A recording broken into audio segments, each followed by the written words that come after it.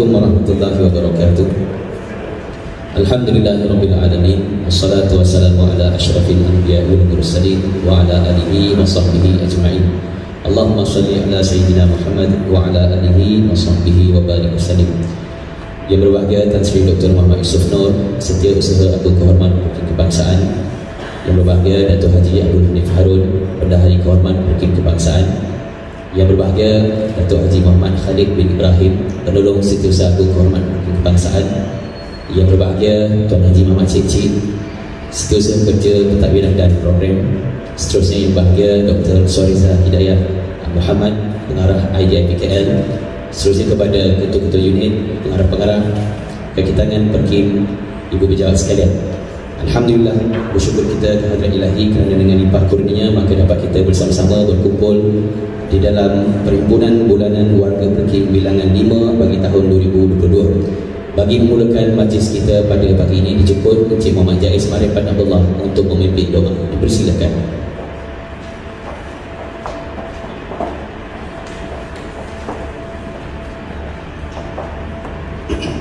A'udzubillahi minasyaitonir rajim. Bismillahirrahmanirrahim. Alhamdulillahi rabbil alamin wassalatu wassalamu ala asyrafil anbiya'i wal mursalin wa ala alihi wa sahbihi ajma'in. Ya Allah, kami menadah tangan merafakkan kesyukuran kepadamu di atas segala limpah nikmat dan rahmat serta diberikan keizinan di hari yang berbahagia ini dapatlah kami menghadirkan diri sempena majlis perhimpunan bersama warga kaki tangan perkim kebangsaan. Allahumma ya Allah, kami memohon kepadamu supaya kami dapat meningkatkan lagi mutu perkhidmatan kami sebagai warga kerja perkim yang berintegriti, cekap, berdedikasi dan berwibawa serta berwawasan tinggi dalam menyempurnakan amanah dan tanggungjawab dengan penuh kejujuran, keikhlasan, ketulusan dan kebijaksanaan bagi mendaulatkan kesucian agama Islam, memelihara maruah bangsa dan negara, seterusnya membawa kemajuan dan kejayaan kepada perkim yang kami kasihani ini. Ya Allah, hiasilah sanubari kami dengan sifat-sifat mahmudah yang mulia lagi terpuji. Jauhilah kami daripada sifat-sifat mazmumah yang hina lagi dikeji.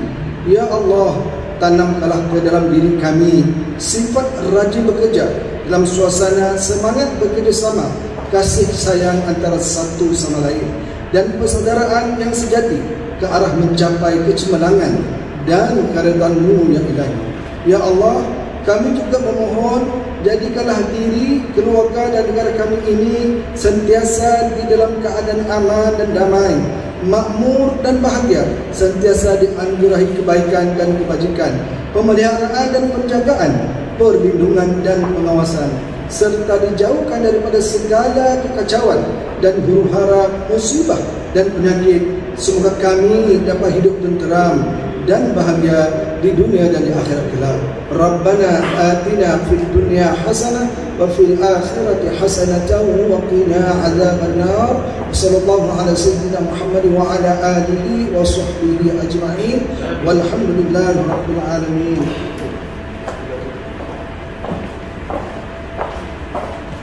Terima kasih ucapkan kepada Encik Jaiz di atas pimpinan doa itu tadi. Bagi meneruskan majlis perhimpunan kita pada pagi ini, dengan ini dijemput yang berbahagia Tan Sri Dr. Muhammad Yusuf Nur, Setiausaha Agung Kehormatan Hakim Kebangsaan untuk menyampaikan amanat. Dipersilakan. Bismillahirrahmanirrahim. Alhamdulillah wa bihi nasta'in wa salli wa nusallimu ala afdali khalqillah sayyidina Muhammad wa ala alihi wa sahbihi ajma'in. Amma ba'd. Assalamualaikum warahmatullahi wabarakatuh. Yang bahagia Datuk Hanif, Datuk Bendahari, Datuk Nordin, Penolong Setiausaha Agung, pegawai perkim kebangsaan. Kita hari ini bersyukur kepada Allah Subhanahu Wa Taala kerana kita seperti biasa dapat berjumpa dalam perjumpaan bulanan yang kita harap akan dapat kita teruskan kepada semasa ke semasa bagi memudahkan segala urusan yang diamanahkan kepada kita.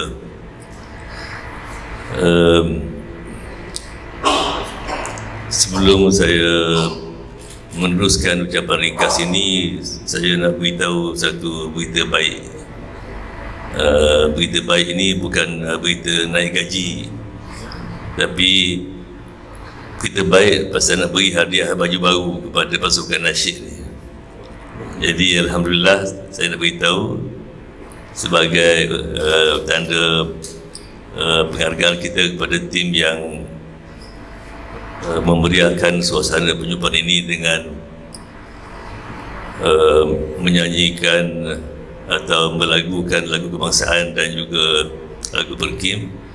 Maka yang berbahagia Datuk Hanif Bendari dan juga Datuk Nordin perlu setuju menghadiahkan baju baru kepada pasukan nasyid.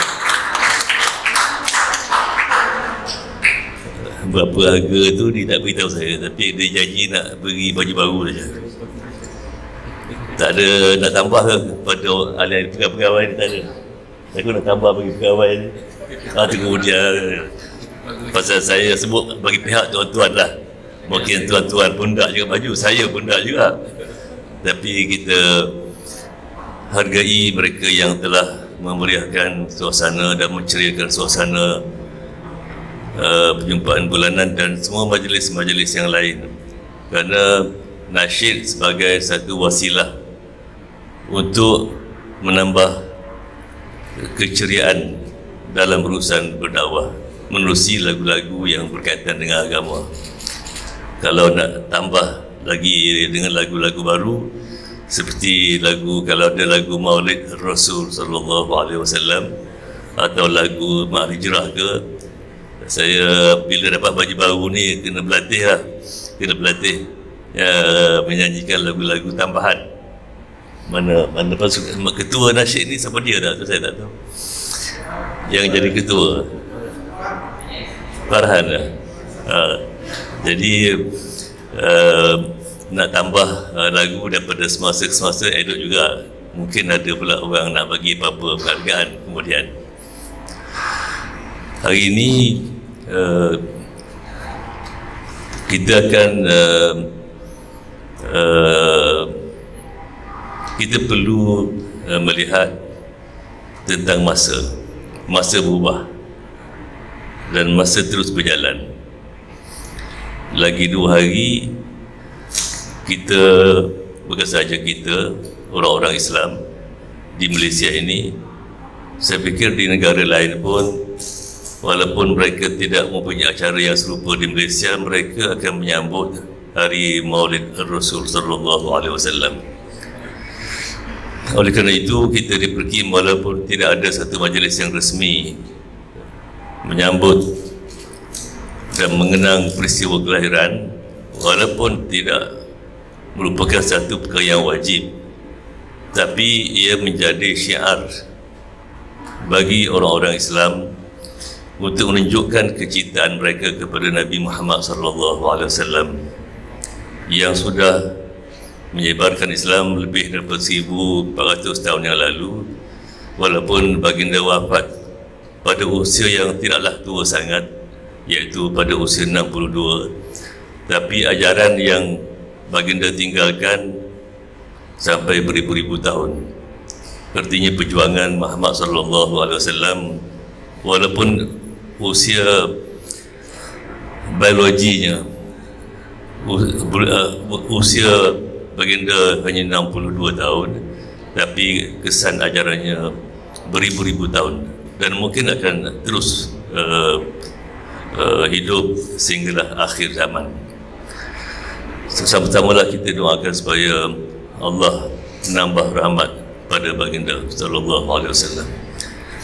Di Perkim ini, selepas daripada kita mengenang peristiwa kelahiran Muhammad sallallahu alaihi wasallam, kita juga tidak berapa lama lagi akan masuk ke tahun 2023. Lagi dua bulan kita masuk ke tahun 2023, dan pada masa yang sama semua kejadian di alam ini akan bertambah usianya, usia pokok, usia bukit, usia dunia, usia manusia akan bertambah, dan kita menuju ke arah ketuaan. Kita akan menjadi tua. Dan bila kita mengaitkan perkara ini dengan kelahiran Muhammad sallallahu alaihi wasallam, yang juga tak boleh menolak peredaran masa, maka kita perlu membuat persediaan kita bersama-sama, kerana bersedia menghadapi cabaran masa yang memakan dan memamah kita. Kita perlu lihat apakah yang kita buat. Nabi Muhammad sallallahu alaihi wasallam bila baginda menerima sahaja wahyu, maka daripada tarikh menerima wahyu itu bermulalah dakwah. Itulah usia dakwah. Usia dakwah seperti yang saya sebutkan dalam wacana yang amat bagi tun baru ini, usia dakwah ini adalah sama dengan usia perutusan Muhammad sallallahu alaihi wasallam.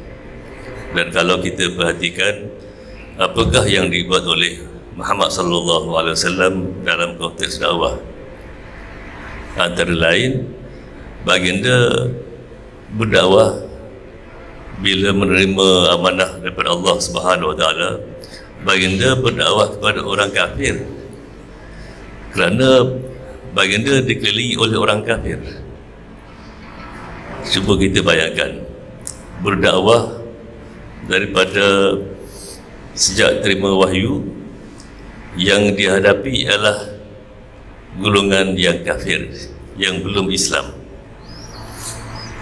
Tentu terdedah kepada banyak cabaran. Bila kita lihat yang memeluk agama Islam itu, sebenarnya sebelum daripada memeluk agama Islam, mereka adalah yang kuat menentang Muhammad sallallahu alaihi wasallam dengan kekerasan.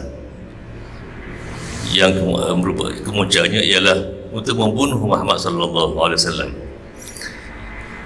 Kita boleh bayangkan bagaimana kesulitan yang dihadapi oleh baginda, walaupun kita tak boleh bayang sesempurnanya, tapi memang susah berdakwah kepada orang bukan Islam. Kita lihat Perkim ini. Di Malaysia ini sebenarnya banyak badan yang berdakwah pada masa ini, agensi-agensi resmi kerajaan dan juga NGO Islam yang lain. Mereka juga berdakwah.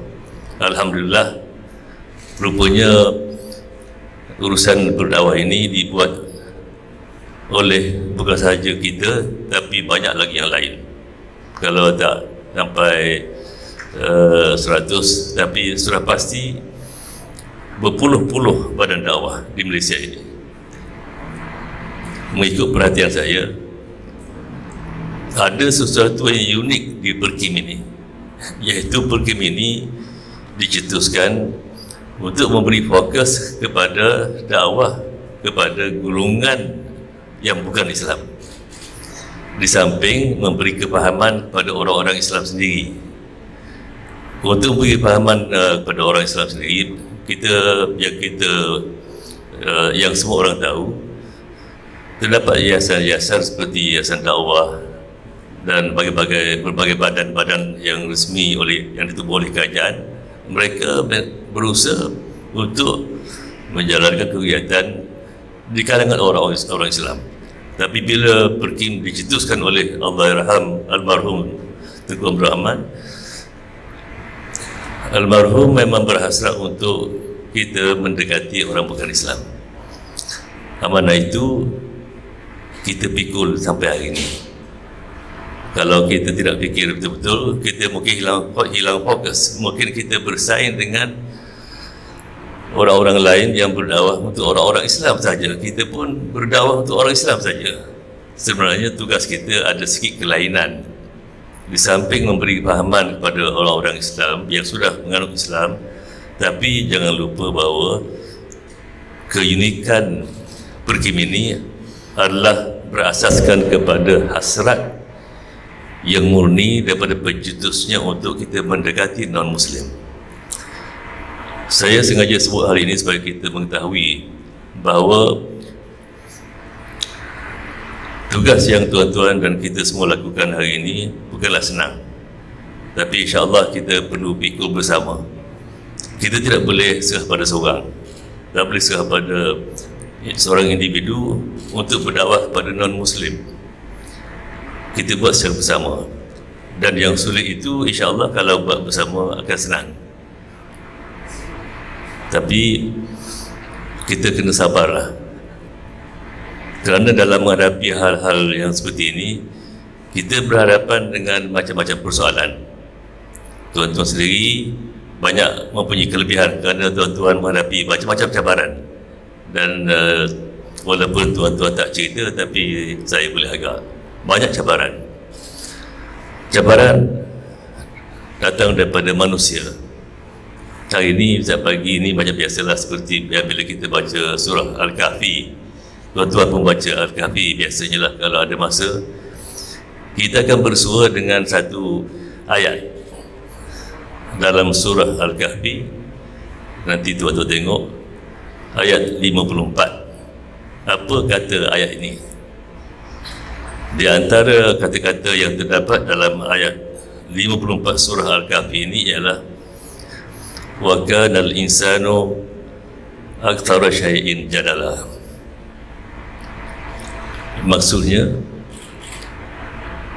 yang suka berbantah manusia. Maksudnya manusia itu adalah di antara kejadian yang suka membantah, suka bercakap dan bertikaikan. Itu yang saya sebutkan itu adalah terjemahan kepada atau maksud daripada ayat 54 surah Al-Kahfi. Bila Allah sendiri yang menjadikan manusia dan menceritakan bahawa manusia ini, termasuk saya sendiri, adalah satu golongan yang suka berbalah. Tapi bila kita menuruti keseluruhan ajaran Islam, walaupun manusia ini suka berbalah, tapi ada jalan selamat.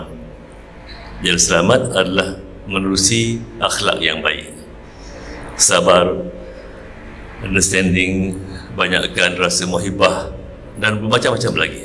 Maka saya yakin bahawa semua peringkat di Perkim ini menghadapi cabaran ini. Kerana di hadapan saudara-saudara sekalian, bila kita berdakwah, kita akan mendengar berbagai-bagai pertikaian. Dan kalau kita menguruskan pun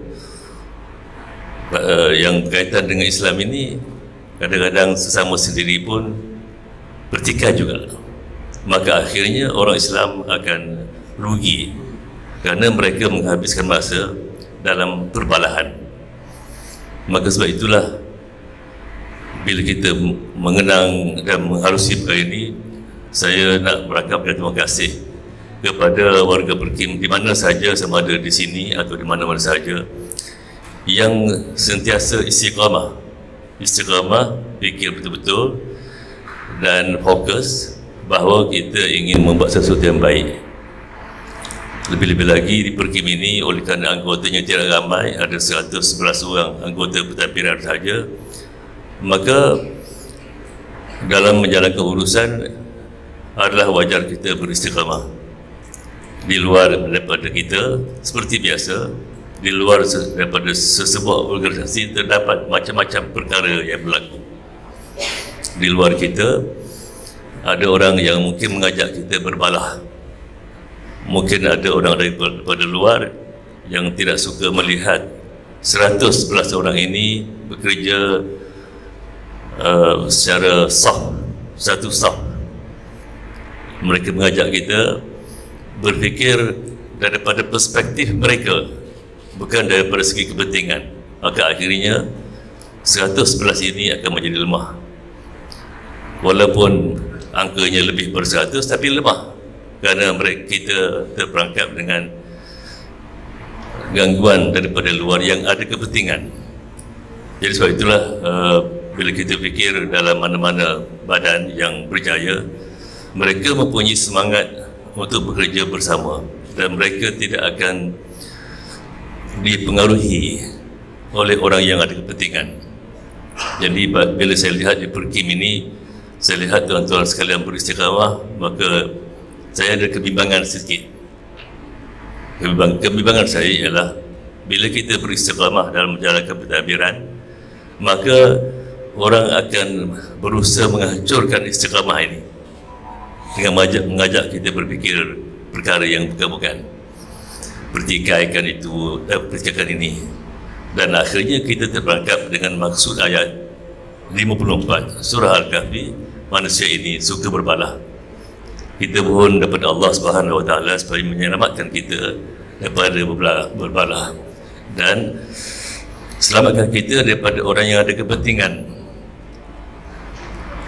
Pengalaman saya sendiri bila saya masuk ke Perkim ini, untuk pengetahuan saudara sekalian, saya telah menyatakan kepada yang amat bahagia Tun ini, Datuk Hanif ada sini, saya beritahu pada Tun, saya kata saya bolehlah terima jawatan seperti yang saya pegang sekarang ni, tapi saya berharap supaya Perkim ini selamat daripada gangguan politik.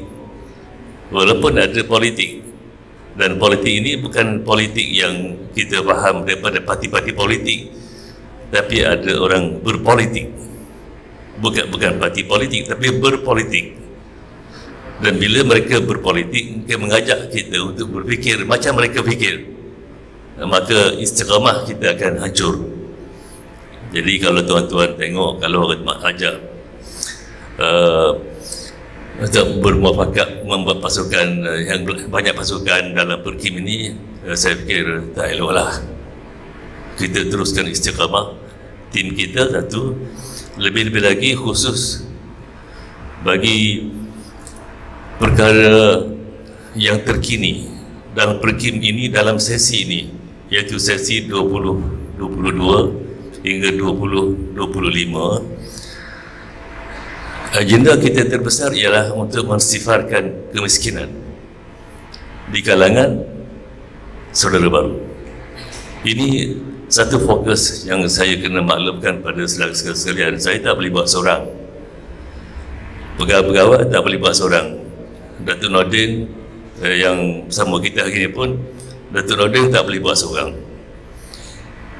Barangkali Allah akan memberi kita balasan yang sangat mahal, yang sangat baik, kalau kita berjaya untuk memastikan bahawa siapa masuk Islam, dia terselamat daripada kefakiran, selamat daripada kemiskinan, selamat daripada kesusahan. Bukan kita berkata bahawa agensi lain tak buat, tapi fokus Perkim ini seperti yang telah diputuskan oleh Mesyuarat Majlis Kebangsaan Perkim dan dinyatakan oleh Yang Berbahagia Tun sendiri, bahawa fokus Perkim khususnya bagi sesi ini ialah mensifarkan mereka yang mengucap 2 kalimah syahadah. Maka sebab itu kita akan perhalusi untuk maklumat saudara sekalian, apakah agenda ke arah memperkasakan saudara baru supaya mereka dilihat sebagai orang yang mempunyai iman dan mereka dilihat sejahtera hidupnya. Ini bukan perkara yang mudah.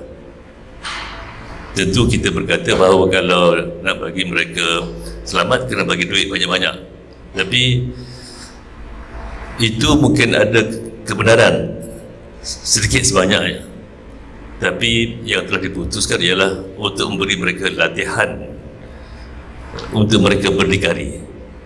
Jadi kita akan fokuskan pada itu. Dan yang boleh saya umumkan hari ini ialah kita akan berusaha, saya dah bincang dengan Datuk Bendahari, di mana ada kumpulan yang kita perkenalkan kursus seperti di IDIP di Kelantan, akan disekalikan dengan kursus keusahawanan. Dan bagi mereka yang memeluk agama Islam di sini atau di mana-mana saja, maka kita akan perincikan mungkin bimbingan keusahawanan akan diberi Dan tentulah mereka nakkan modal jangan tanya saya. Tapi kalau tanya saya nak beritahu bahawa untuk beritahu teman-teman sekalian, saya tak nampak modal ini menjadi sulit, kerana saya kena mengadu kepada semua majlis agama. Ini pun saya dah bincang juga, kerana dalam negara kita pungutan zakat yang dikumpulkan khususnya menerusi zakat perniagaan, tahukah tuan-tuan, jumlahnya bukan sedikit, iaitu secara purata lebih kurang pada tahun yang lalu di sekitar 2.6 bilion ringgit. Tentulah perkara ini merupakan perkara yang menjadi concern setiap kerajaan negeri. Tapi tuan-tuan doakanlah supaya saya dan kawan-kawan berusaha untuk minta sikit saja. Kena doa lah, tak nak banyak. Kita tak minta 1 bilion, cuma minta sikit saja, supaya wang 2.6 bilion yang dipungut, terutamanya hasil daripada perniagaan yang dipungut oleh semua majlis agama, yang 1/8 daripadanya adalah untuk saudara baru, maka kita nak minta sikit saja, sikit daripada 1/8 tu. Kita tak minta, ini saya nak beritahu pada tuan-tuan. Sebab tu saya kata tuan-tuan doakanlah. Kita tak minta sikit, tak banyak, minta daripada 1/8 daripada 2.6 bilion itu, atau apa-apa jumlah pungutan setiap tahun. Dan daripada 1/8 tu berilah sikit kepada PERKIM. Bukan beri pada pentadbiran ini, beri demi kemajuan saudara baru. Saya fikir dengan cara itu kita akan dapat capai hasrat kita untuk mensifarkan kemiskinan. Mereka ada tempat tinggal, mereka ada kebolehan untuk melakukan kerja-kerja yang mudah, dan ini akan kita usahakan dengan doa tuan-tuan mudah-mudahan berjaya menerusi kolaborasi dengan berbagai-bagai pihak. Itu baru satu agenda saja, agenda yang jadi fokus PERKIM bagi sesi ini. Selain daripada itu, fokus kita untuk maklumat tuan-tuan ialah kita akan beri fokus kepada latihan untuk menjadi kader dakwah. Kader dakwah ini biasanya masih lagi terdiri daripada orang-orang Islam yang telah memeluk Islam lama, tapi serentak dengan latihan keusahawanan kepada saudara baru dan yang anjuran bimbingan keusahawanan, maka saya akan berbincang supaya sebahagian daripada da'i kita yang menjadi kader, ini urusan yang berkaitan dengan IDIP di Kuala Lumpur, ini Dr. Soriza di sini, sebahagian daripada kader yang kita latih, special group of da'is, adalah terdiri daripada saudara baru yang kita berkaderkan mereka, dan mereka boleh bergerak dengan selesa dengan kemudahan-kemudahan yang tertentu, supaya da'i itu terdiri daripada saudara baru di samping orang yang telah lama memeluk agama Islam. Oleh kerana itu, kalau kita dapat laksanakan perkara ini dengan baik, kalau tak dapat capai kejayaan 100% pun, tapi kejayaan sedikit daripada usaha ini, yang dapat balasannya ialah tuan-tuan, kepuasan dari yang diberi oleh Allah dan juga kepuasan yang lain. Jadi tentang kewangan, saya fikir peluang ada. Saya tak boleh nak jamin, kerana bila ada Datuk Nordin bersama kita, mungkin Datuk Nordin boleh juga beri pandangan, kerana dia masih fresh lagi, baru tinggal kerja rasmi dia, panas lagi, walaupun sibuk dengan urusan hak asasi manusia, tapi ini sebahagian daripada hak asasi ni. Ni hak asasi orang Islam ni mesti mereka dibela, supaya mereka, maruah mereka tidak terjejas. Dan akhirnya tuan-tuan sekalian, Oleh kerana sekarang kita berada dalam bulan 10 dan hari ini banyak pihak yang menjalankan perniagaan dan urusan-urusan kemasyarakatan sibuk dengan bajet, maka kita harap apa pun bajet yang diumumkan hari ini atau apa-apa yang diumumkan pada hari ini yang berkaitan dengan negara, ia tidak menjejaskan Perkim.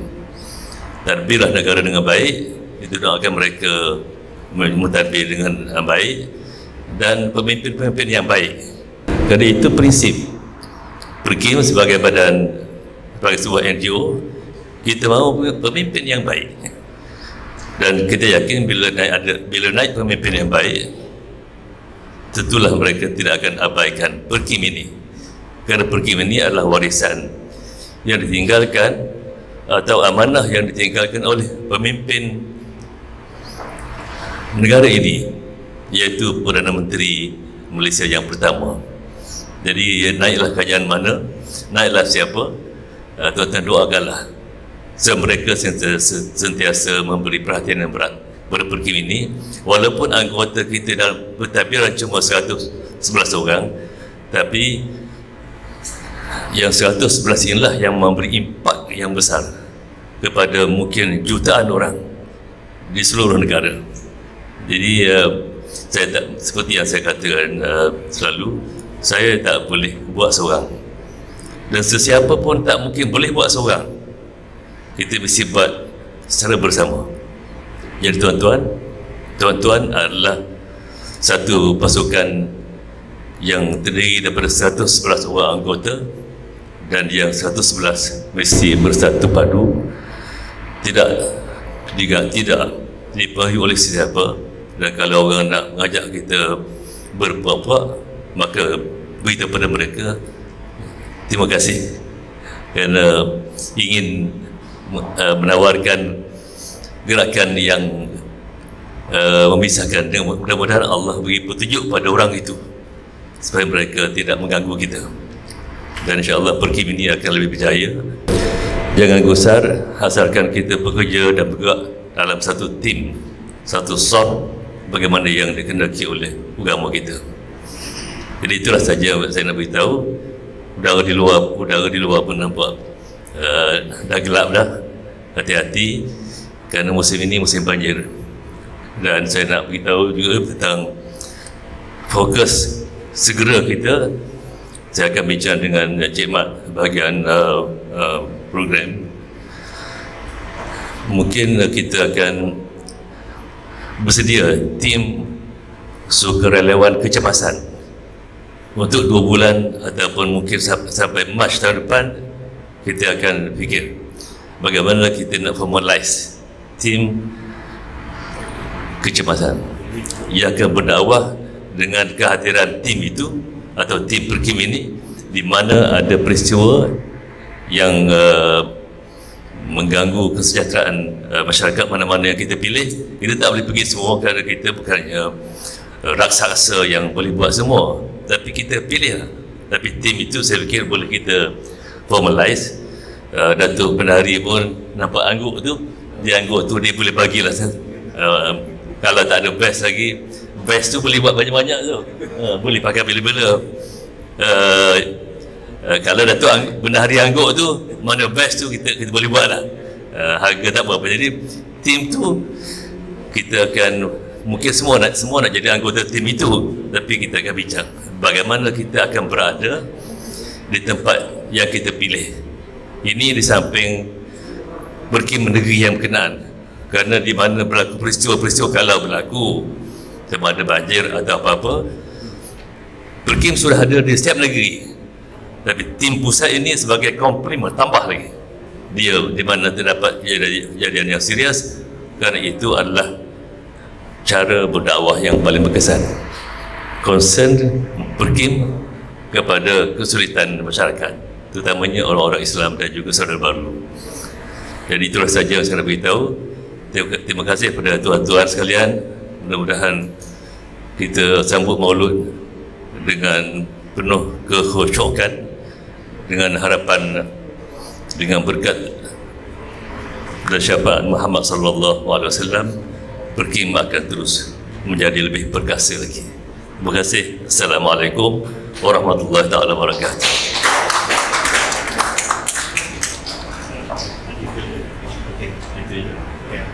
Terima kasih atas ucapan ataupun amanat yang telah disampaikan oleh Bagi Tan Sri sebentar tadi. Dengan berakhirnya ucapan amanat tersebut, maka majlis kita telah hampir sampai ke penghujungnya, dan sebelum kita bersurai, kita jemput sekali lagi pasukan choir untuk berselawat bersama-sama, dan daripada pihak kami mengucapkan selamat menyambut Maulid Rasul, dan kepada mereka yang pulang ke kampung ke destinasi masing-masing, selamatlah dalam perjalanan, dan kami doakan agar kita semua selamat di dalam aman. Baik, sama-sama kita berselawat.